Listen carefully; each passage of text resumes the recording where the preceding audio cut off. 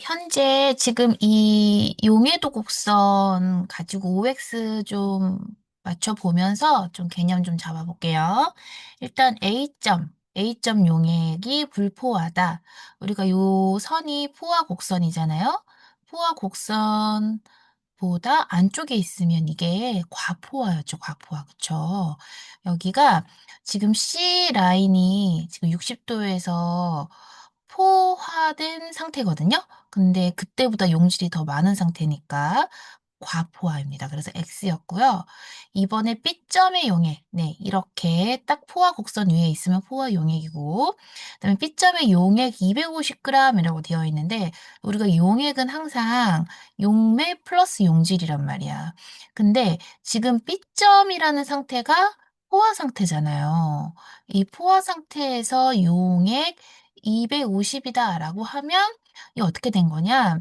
지금 물 100에다가 용질 용해도만큼 150이 섞여 있다는 뜻이라는 거예요. 그쵸? 그러니까 포화 상태가 되려면 용매 100에 150 섞여서 250이 될 수밖에 없거든요. 자, 그래서 용질이 지금 150이라고 주어진 거지.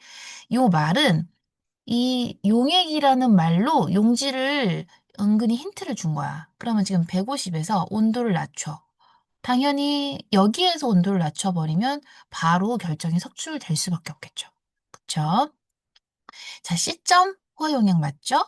그 다음에 C점의 용액 200g, 이것도 포화 상태니까 C점에서 용매 100에, 그 다음에 용질이 이때 100이라는 거지. 자, 근데 이 상황에서 20도를 높였대. 온도를 이렇게 높이면 B점이 된다? 네, 온도만 높였고 용질을 높여준 게 아니잖아요. 그러니까 온도만 높이면 불포화가 되죠. D점이 됩니다. 그래서 이게 X다라고 할 수 있고, D점 불포화 맞죠? 그 다음에 D점의 용액을 냉각하거나 용질을 더 넣으면 이 D점을 냉각을 시켜 또는 용질을 더 넣어. 그러면 포화가 되죠. 그 다음에 D점의 용액 200g에 이라고 되어 있는데, 자, D점이 지금 현재로서는 지금 용질이 100이잖아요? 그러니까 거기 보시면 용질이 100이고 용매가 100이라는 상황이에요. 그때 온도를 40도로 낮추겠대. 자, 온도를 쭉 낮춰버리겠다. 여기까지 낮췄을 때 어떻게 된다? 결정이 속출되죠. 그쵸? 네, 그래서 맞다. D점의 용액 200에 용질을 150 더 넣었다. 지금 아까 용질이 100이었잖아요. 근데 150을 더 넣으면 용질이 250이 되는데, 그러면은 사실 지금 D점에서 B가 되는 게 아니라 훨씬 더 많이 가게 되죠. 올라가게 되므로 B점이 아닙니다. 네, 내려가겠습니다.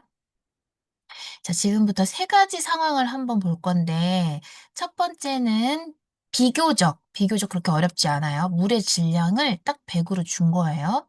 자, 물의 질량 100으로 줬다.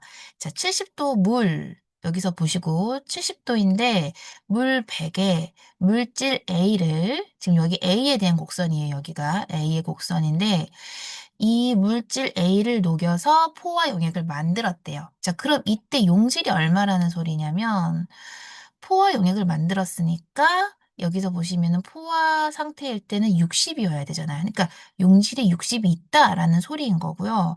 그때 냉각을 한번 시켜봐라. 어디까지? 여기까지. 50도까지 냉각을 시켰을 때 석출되는 것은 얼마나? 여기 60에서 50일 때 최대의 포화 용해도가 이제 35니까 빼주면 네, 25g이다라는 얘기죠. 그쵸? 자, 이건 첫 번째. 두 번째는 물의 질량을 이렇게 200이나 50으로 줄 때예요. 그리고 여기서 핵심이 뭐냐면 이 용해도들이 바뀌어.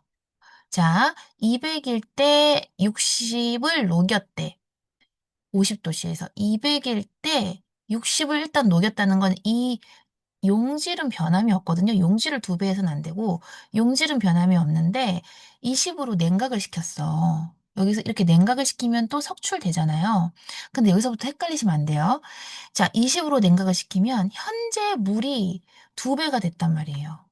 그러니까 20도에서도 용해도가 2배가 되는 거예요. 즉 여기가 40이 되는 거예요. 40. 그래서 20을 빼면 안 되고 40을 빼게 되어 있습니다. 이렇게. 오케이. 네. 왼쪽 같은 경우는 물이 절반이잖아. 그러니까 여기선 용해도가 10으로 바뀌는 거지. 그쵸? 그러니까 용해도가 바뀌었다기보다 그만큼 녹지 못했다, 녹이지 못한다라는 소리죠. 네. 이렇게. 자, 그다음 넘어가서 이번에는 용액이라는 말로 나오잖아요. 근데 50도에서 포화 용액이 되려면 지금 100과 35 더해서 135가 되는 게 기존 어떤 정해진 세팅 방법인데 이게 절반으로 줄었다? 이건 무슨 소리냐? 용매가 50 밖에 안 된다는 소리인 거예요. 그럼 얼마예요? 용질은 67에서 50 빼니까 17.5 g이 녹아 있다라는 소리고요, 현재. 그걸 20 도로 냉각을 시켜. 자, 그럼 보세요. 20 도로 냉각했을 때 석출이 얼마나 될까요? 이랬어요. 지금 포화용액이 50 이었잖아요.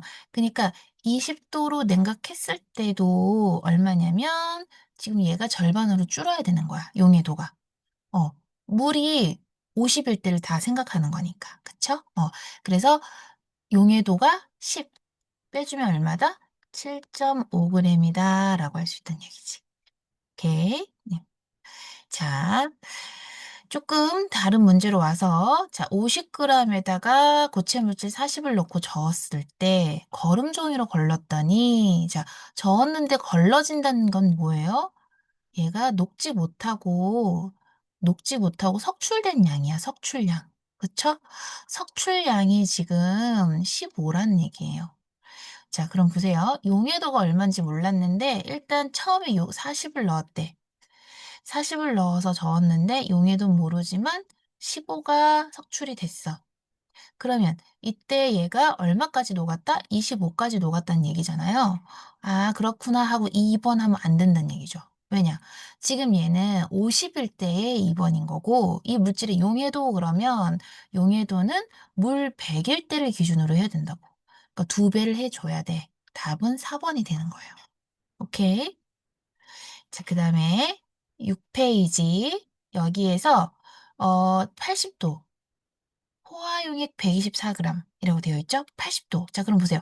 80도에서 원래 포화용액이 148, 용해도 148에 100 해가지고 248이 돼야 될 것 같은데 왜 이렇게 절반으로 줄었지? 아하, 용매가 줄었구나. 100이구나. 아, 용매가 50이구나를 알아채셔야 돼요. 그럼 이때 이 상황에서의 용질은 124에서 50을 뺀 74g 녹아 있구나라는 거죠. 자, 그럼 여기서 계속해서 얘를 40도로 냉각. 그럼 40도에서 원래 질산나트륨 104까지 녹을 수 있지만 지금 물을 50만 쓰고 있잖아요. 그러니까 얘도 절반으로 줄어야죠. 52로. 그쵸? 그래서 용질 원래 74에서 52를 빼주면 얼마다? 정답 22g이 된다라는 얘기입니다. 자, 마지막. 지금 여기 40도씨 물에다 요만큼 녹였어요. 자, 그러면 이 친구 포화 상태 아니죠? 왜냐면 62.9까지 녹을 수 있으니까. 어떻게 하면 돼? 빼주면 30 정도 더, 31, 31g까지 더 넣어야만 포화가 될 것이고, 이번엔 200g의 질산칼륨을 녹여가지고 만들었어. 그러면 80도에서는 원래 170.3까지 녹아. 근데 게다가 여기도 물을 2배로 올려줬단 말이에요. 그러면 용해도가 얼마예요? 170.3에서 2배 올려가지고 얼마다? 300, 예, 314.6이죠? 맞나? 네. 340.6이죠. 죄송합니다. 네. 340.6이죠. 근데 요게 지금 60도로 다시 냉각이 되면 얼마만큼 결정이 나올까 이랬어. 그러면 이때는 또 109.2가 아니라 2배 해야 되죠. 사실 이게 결론으로 보면 보세요. 지금 그 석출되는 거를 찾아라라는 거잖아. 그럼 그냥 이렇게 빼면 되거든, 사실은. 여기서 이렇게 빼면 이게 석출량인데 이거를 각각 두 배 해서 빼도 되지만 그냥 빼갖고 2배를 해도 되겠죠. 그쵸. 그게 사실 쪼끔 더 편하다. 자 그럼 빼 갖고 두 배를 해 볼까요? 1 그다음에 여기도 1 그다음에 6 그쵸. 61.1 그거의 두 배 해 줘서 122.2 그램 이렇게 써 주셔야 됩니다. 자 지금 용해도 문제 중에서 그래도 상당히 중상 난이도로 풀어 본 거예요. 그래서 요런 것만 잘 이해를 하셔도 시험 대비는 충분히 되실 것 같습니다.